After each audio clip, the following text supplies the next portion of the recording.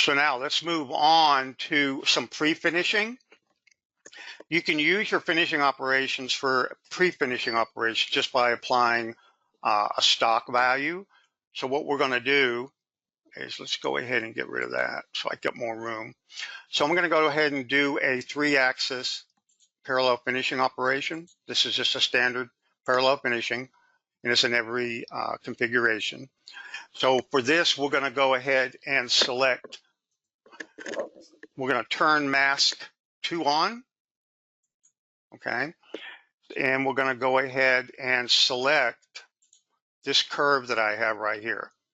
So it's an offset from the actual parting line. I have it offset. So I'm going to select this edge right here.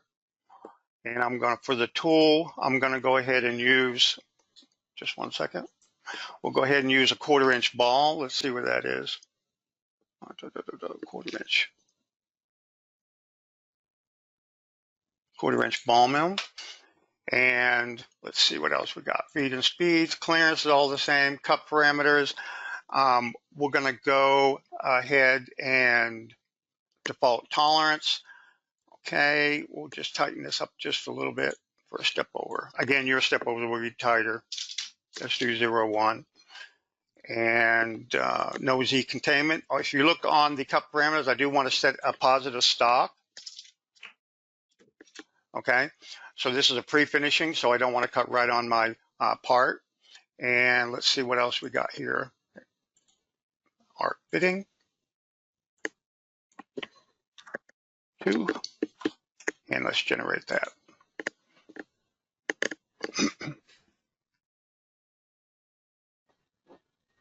Well, one of the things I wanted to point out is Don always sets the arc fitting tolerance to twice of that machining tolerance, if you've noticed. And that's one of the best practices. We let all our customers know.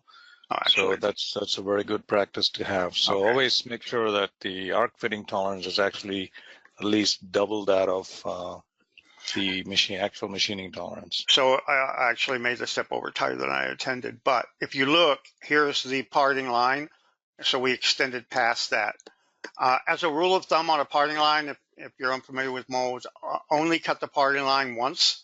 So in other words, you only allow the tool to touch the parting line in any direction one time. So we're not actually on the parting line yet because we still got some stock on the part, but the toolpath extended past it. So let's go ahead and we're going to go ahead and clone that operation, and we're going to edit it. And we're going to change the direction to 90. This time I'm going to make the step over a little bit bigger. 0.05, say. 0.05. Okay, everything else should be the same. Let's generate that.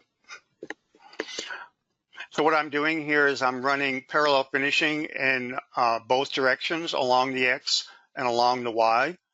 To remove some excess material. So let's go ahead and turn the toolpath off, and we'll run this.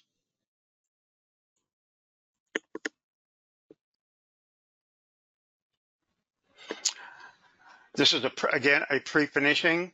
It's leaving 25 thousandths of stock material on the part. And if you don't want to watch it all, it's almost done though.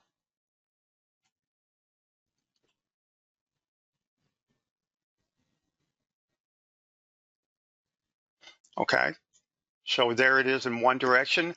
That is probably sufficient. I don't think we'll even need this one. So I'm going to cut this out.